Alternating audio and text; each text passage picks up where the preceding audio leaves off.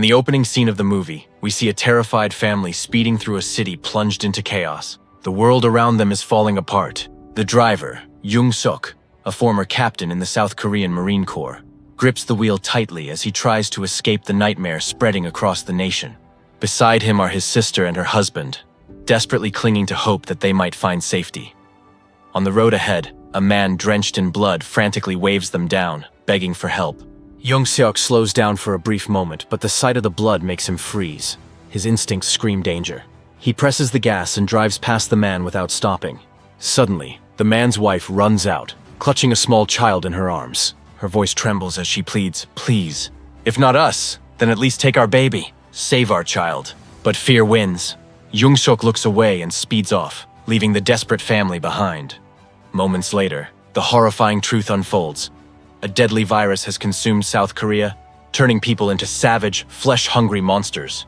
The government collapses, cities burn, and the entire nation is thrown into chaos. Amid the destruction, Jung-seok manages to get his sister's family onto a large military ship that's evacuating survivors. He believes it's their only chance, a way out to safety.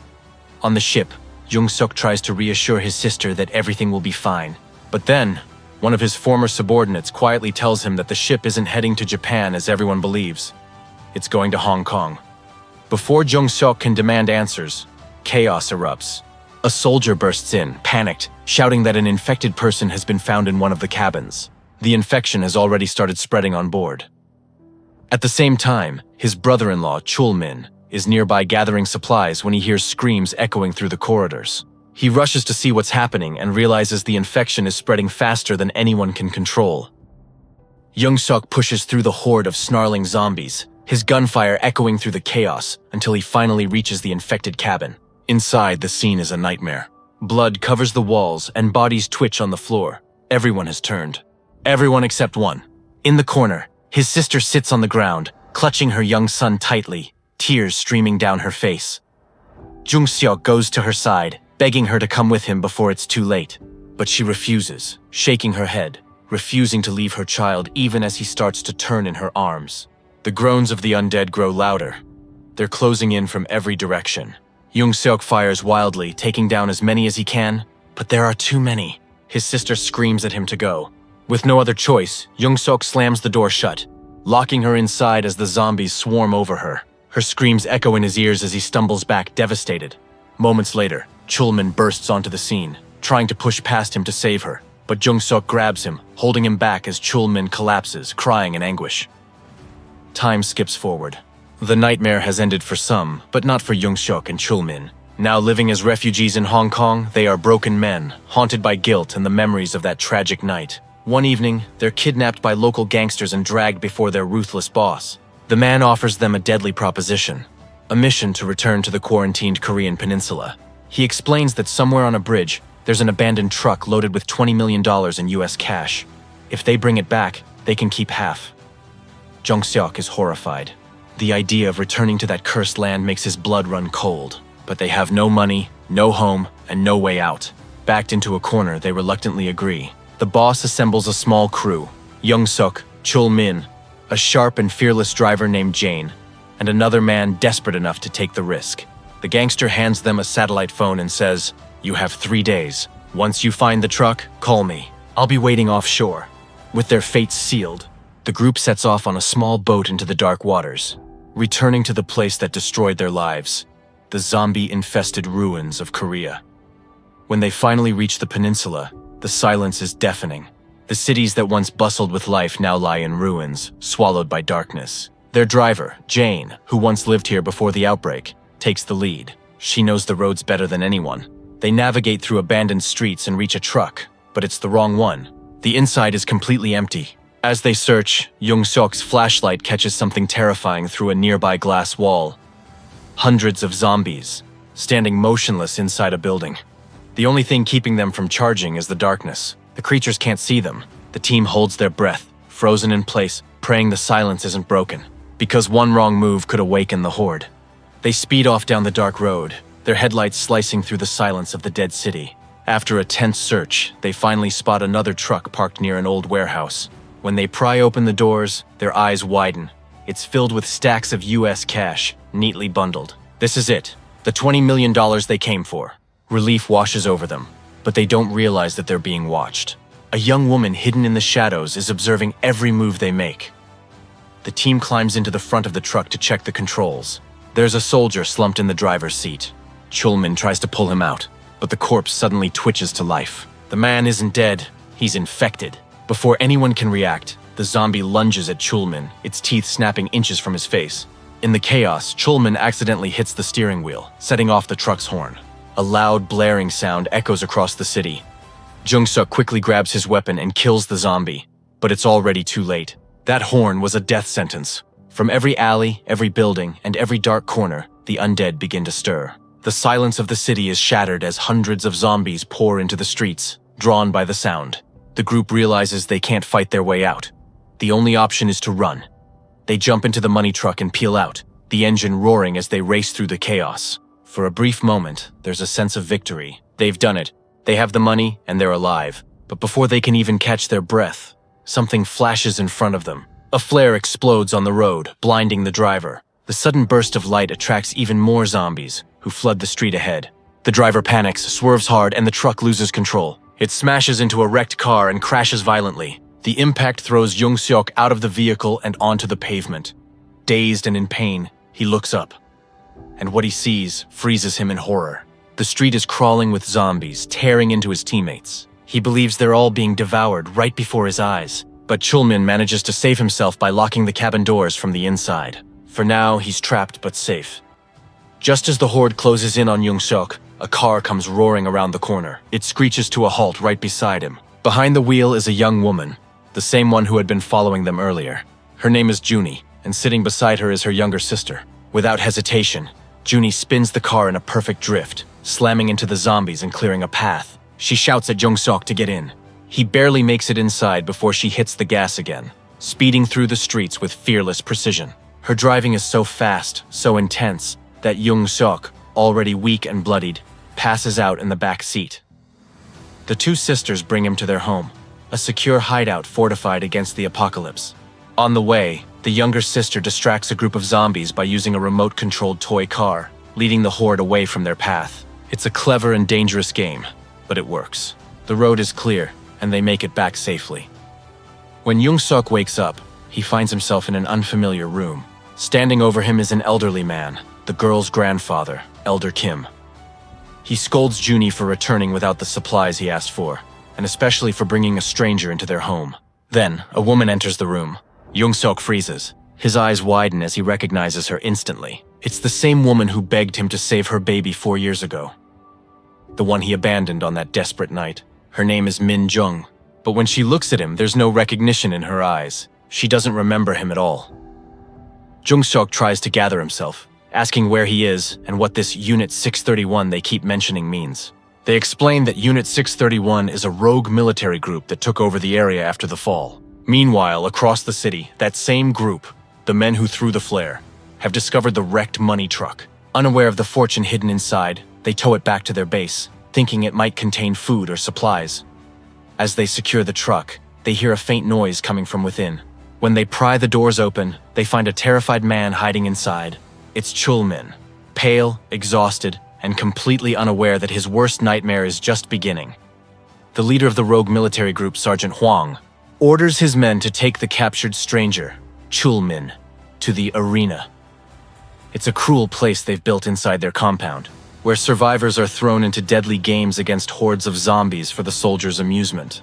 While 𝗟𝗲𝗀 is dragged away to his fate, another soldier, a young private named Kim, begins inspecting the newly captured truck for supplies. He expects food or weapons, but when he opens the back, he freezes in shock. Inside are stacks of American dollars piled almost to the roof.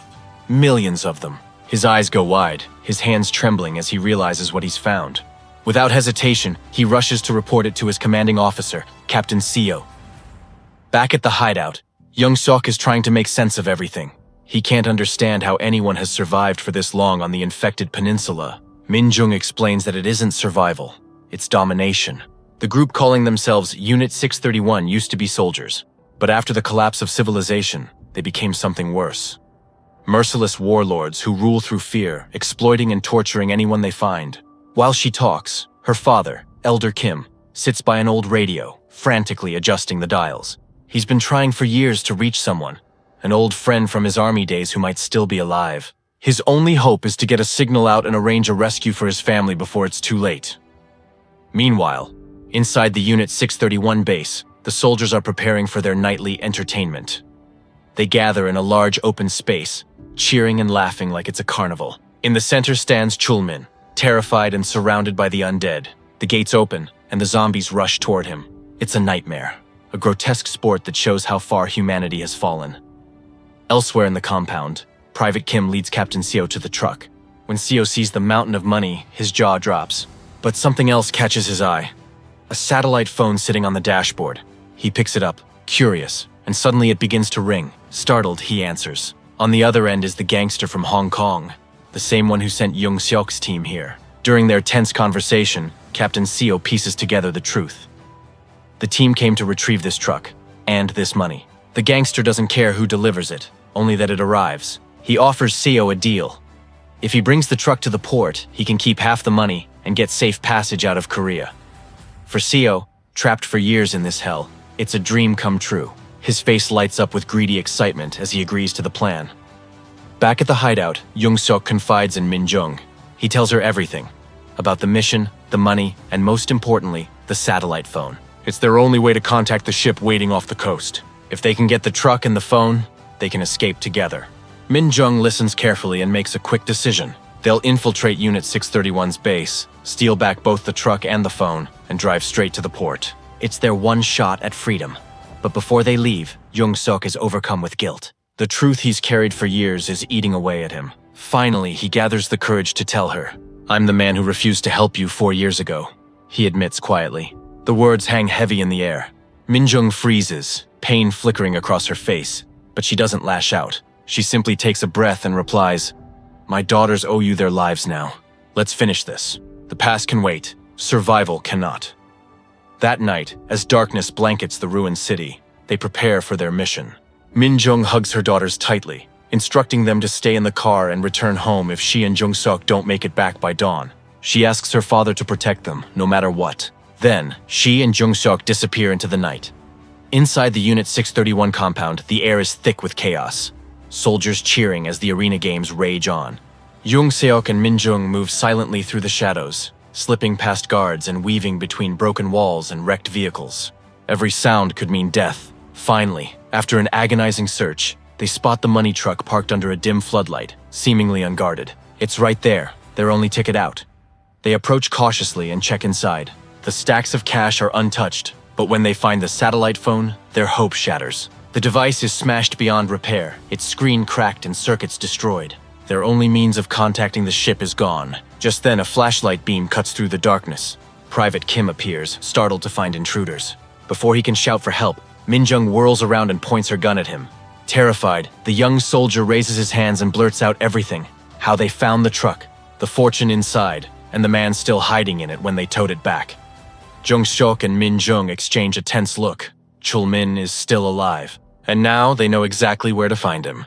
Everything changes. His mission, his fear, his guilt, all of it vanishes, replaced by one burning goal. He's going to save him. Without hesitation, he races toward the thunderous noise of the arena, leaving Min-jung behind to handle the truck. Inside the arena, chaos reigns. The surviving captives are cornered as a fresh wave of zombies is unleashed. The soldiers cheer and howl from behind fences, treating this bloodbath as entertainment. Above them, Sergeant Huang watches, grinning like a madman, savoring the terror below. Back near the truck, Captain 𝗟𝗀𝗀𝗀 arrives, furious that someone has dared to interfere with his plan. In a rage, he pulls out his gun and fires directly into the engine, trying to destroy it. But Min-jung reacts instantly. She jumps into the driver's seat, slams her foot on the pedal, and the engine roars to life. The massive truck surges forward, ramming straight into 𝗟𝗀𝗀𝗀 and throwing him violently to the ground. Dazed and bleeding, he drops his gun. Min-jung doesn't waste a second. She searches his body and finds exactly what she was hoping for. A second satellite phone, completely functional. Her instincts were right all along. But the sound of the gunshot has already triggered disaster. The loud echo rolls across the empty city, drawing the attention of thousands of nearby zombies. The undead begin to stir, moaning and screeching as they converge on the Unit 631 base. The storm is coming. Inside the arena, Jung-seok bursts through the chaos, cutting down zombies left and right, fighting like a man possessed. He finally spots Chul-min, barely alive and surrounded. With everything he has left, Jung-seok pushes through the horde and pulls him out, helping him towards the exit. But just as they see the open gate ahead, a gunshot rings out. Chul-min jerks forward, a crimson stain spreading across his back. Sergeant Hwang stands there, cold and emotionless, lowering his smoking gun. Jung-seok freezes in disbelief as Chul-min collapses in his arms, lifeless. The last piece of his family, gone. Before Hwang can finish him too, the wall beside them explodes in a shower of concrete and dust. The money truck bursts through the arena, and Min-jung is behind the wheel. She yells for Jung-seok to get in. He dives into the truck, barely escaping another bullet, and together they speed off into the night. But their escape is short-lived. The noise has drawn an overwhelming horde. Thousands of zombies flood the streets, surrounding the truck from every direction.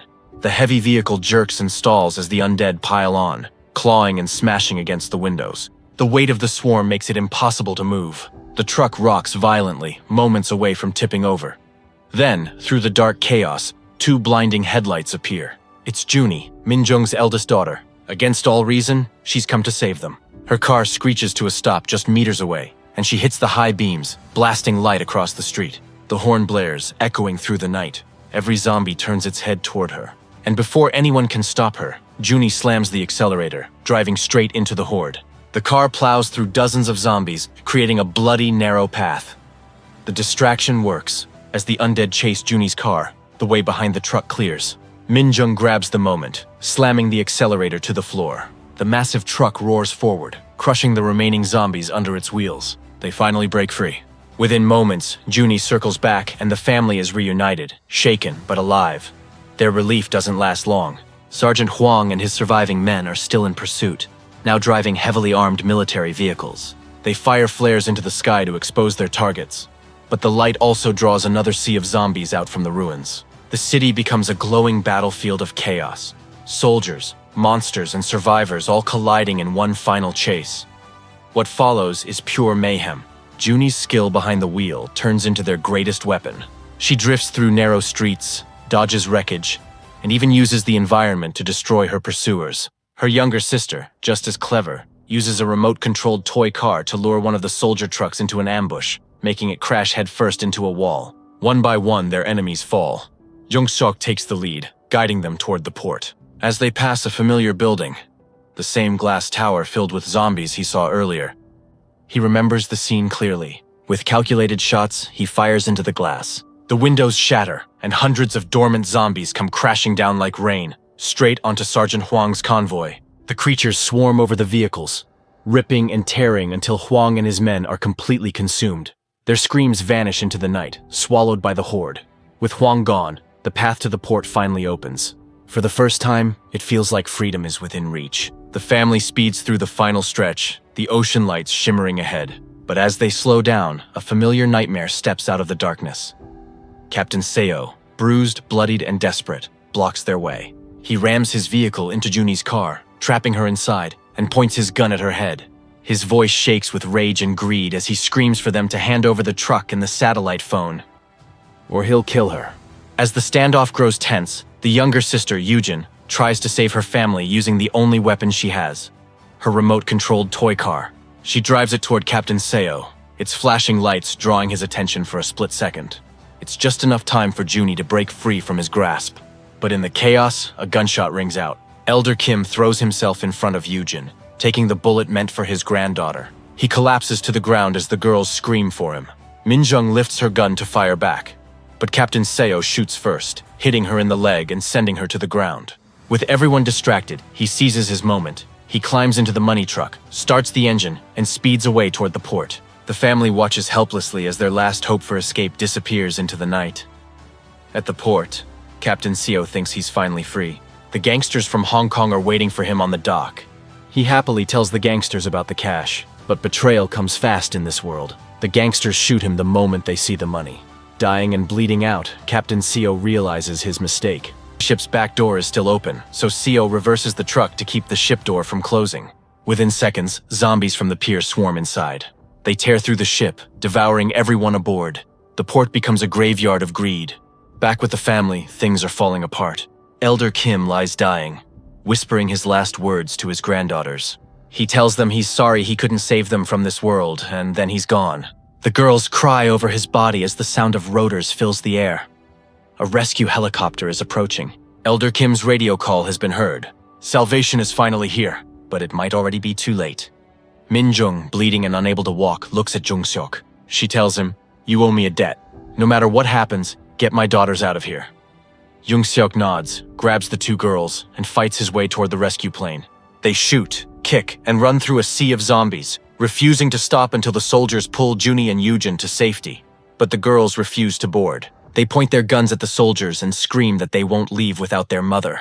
Min-jung sees them from afar and realizes what she must do. She climbs into a nearby truck, planning to drive into the horde and lead the zombies away so her daughters can live. But before she can, Jung-seok runs back. He's lost enough family for one lifetime. He won't let these girls lose theirs too. He rushes through the horde toward Min-jung, firing every last bullet he has. She sees him coming, and in that moment, her will to survive reignites. She fights her way out of the truck, shooting and limping toward him. Together they battle their way through the zombies, side by side, until the soldiers finally pull them onto the dock. As the rescue plane takes off, the peninsula burns beneath them. The family, broken, scarred, but alive, watches the nightmare fade beneath the clouds. Jung-seok looks at the two girls and their mother. For the first time in years, he allows himself to breathe. They have lost everything, but somehow they've found each other. And as the plane disappears into the sunrise, the Korean peninsula, a land consumed by death, is left behind. On IMDb, this movie was rated by 42,000 people and has an average rating of 5.5. I hope you enjoyed this video. Please like this video and subscribe to this channel for more interesting videos like this. See you in the next one.